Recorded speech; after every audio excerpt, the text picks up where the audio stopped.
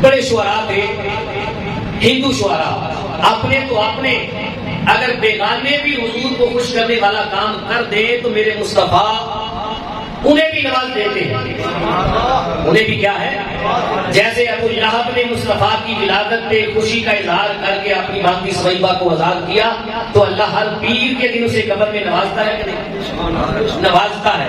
تو اپنے وہ تو وہ آقا ہے جو غلاموں کی ایسی خبر رکھتے ہیں، اگر بیگانہ بھی ان کی تعریف کرے اور خوشی والا کام کر جائے تو بیگانوں کو بھی نواز دیتے ہیں۔ اپنے تو پھر اپنے شاعری عروج پر کی۔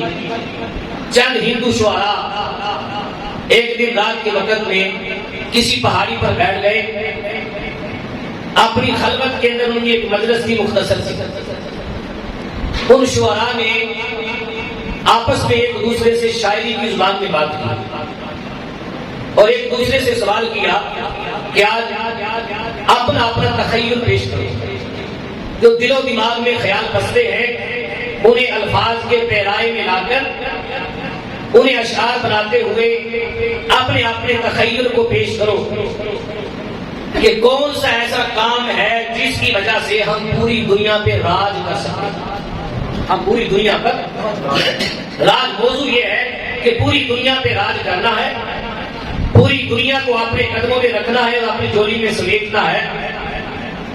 تو کوئی ایسا کام بتاؤ اپنے تخیل میں لا کر شاعری میں بند کر کے تخیل پیش کرو کہ کون کس کام کی وجہ سے ساری دنیا کو اپنے تابع کر سکتا ہے۔ پہلے ایک ہندو شاعر کھڑا ہوا، اس نے کہا کہ اگر آسمان کا شمس اور قمر، سورج اور چاند جن کے ذریعے دن اور رات کا نظام وابستہ ہے، اگر یہ چاند اور سورج دونوں میری مٹھی میں آ جائیں اور میرے تابع ہو جائیں تو کائنات کا سارا نظام میں اپنے تابع کر دوں گا۔ دنیا ساری میری غلام ہو جائے گی، میں کہوں گا تو سورج نکلے گا، میں کہوں گا تو چاند نکلے گا، میں کہوں گا تو سورج غروب ہوگا، جدھر کہوں گا ادھر جائے گا۔ اگر چاند اور سورج دونوں میرے تابع ہو جائے تو ساری دنیا پہ میں راج کروں گا۔ اس نے اپنا تخیل یہ میں مفہوم بیان کر رہا ہوں شاعری کی زبان میں پیش کیا۔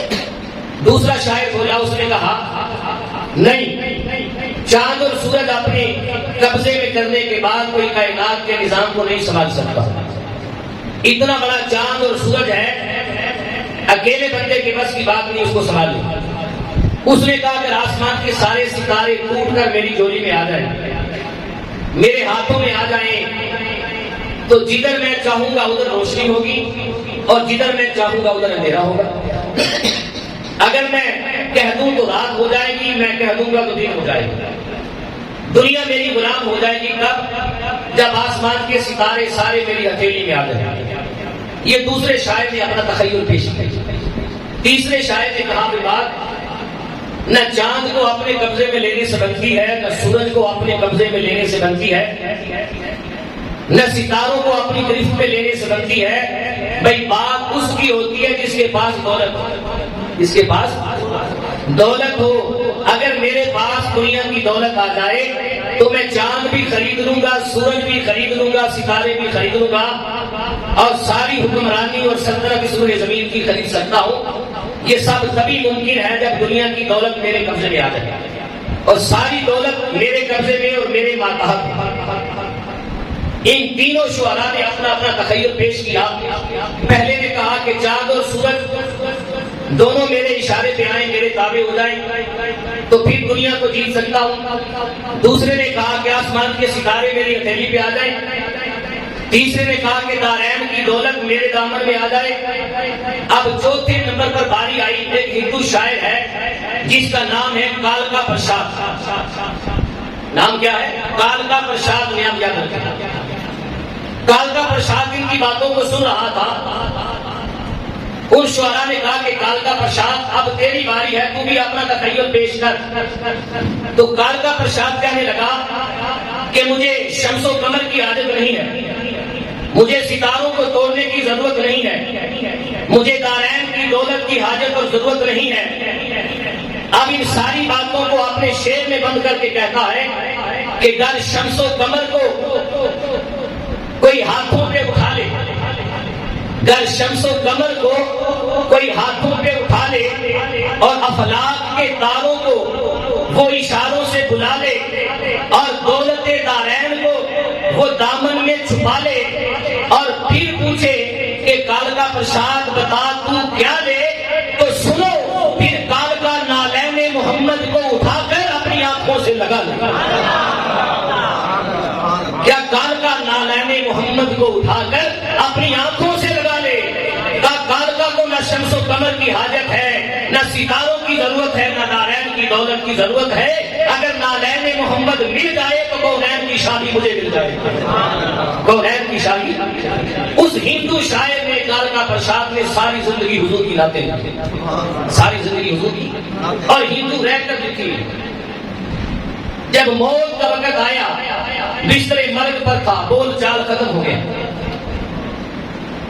شعراء آتے ہیں ان کی عیادت کے لیے کہ کالکا بتا کیا حال ہے، کسی سے بات نہیں کر رہا، بس آنکھیں کھلی ہیں اور دروازے کی جانب دیکھ رہا ہے، نگاہیں دروازے پہ گاڑے ہوئے ہیں، کسی سے بات نہیں کر رہا، سانسیں چل رہی ہیں، اور یوں لگ رہا ہے ابھی لگے جان منقطع ہو جائے گی اور جان نکل جائے گی۔ لوگوں کا ہجوم ہو گیا کالکا کو دیکھنے کے لیے کہ کئی دنوں سے کالکا بات چیت نہیں کر رہا، بول نہیں رہا، آج مرگ نثار میں ہے، موت کے لمحات قریب ہیں، لوگ حال پوچھنے آ رہے تھے، لوگ چارپائی کے ارد گرد جمع تھے اور کالکا کی نگاہیں دروازے پر تھی۔ اتنے میں جو کئی دنوں سے بول نہیں رہا تھا، ہل نہیں رہا تھا، اچانک کالکا اپنی چارپائی سے چھلانگ لا کے اٹھتا ہے اور کھڑا ہو جاتا ہے۔ لوگ حیران رہ گئے، کالکا کئی دنوں سے بات چیت نہیں کی، ہم سمجھ رہے تھے ابھی تیری جان نکل جائے گی، مر جائے گا، اور جسم لاغر ہے، کمزور ہے، کئی دنوں سے کھانا پینا بند ہے، اچانک کھڑے کیسے ہو گئے؟ کالکا مسکرا کے کہنے لگا، نادانو تمہیں سمجھ نہیں آئے گی، ساری زندگی جس نبی کی نعتیں لکھتا تھا وہ دیکھ نبی آئے کھڑے ہیں، ساری زندگی جس محمد کی تعریفیں کرتا تھا، یہ کیسا ہو سکتا ہے کہ کالکا تعریف کرے اور مصطفیٰ نوازے نا؟ کلمہ پڑھنے کی تمنا تھی لیکن آرزو یہ تھی کہ آقا خود پڑھائے، دیکھنا چاہتا تھا کہ آقا کتنے نوازتے ہیں، ساری زندگی ان کی نعتیں لکھی اور پڑھی۔ آج میرے مصطفیٰ کالکا کے دروازے پہ خود تشریف لے آئے اور آ کر کلمہ پڑھایا، مسلمان کر دیا۔ ابھی مسلمان کرنے کی دیر تھی، کلمہ زبان پہ جاری ہوا، اسی لمحے کالکا کی رگے جان منقطع ہو گئی، اپنے خالق حقیقی سے جا ملے۔